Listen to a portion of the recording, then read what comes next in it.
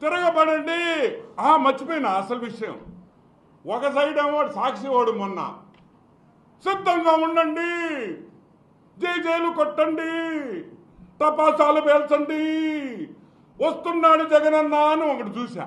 వాడేమో అట్టంటుండే.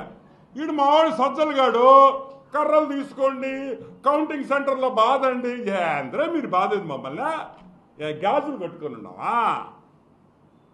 ఎలక్షన్ అనేది సాఫీగా జరగాలి, ప్రశాంతంగా తిరగబడండి. వాళ్ళు ఏం చెప్పినా ఒప్పుకోబాకండి. ఏం చేస్తారా? ఎత్తి బయటేసేస్తారు రే. అవతల మీరు లెక్కలు కూడా చూసుకోలేరు.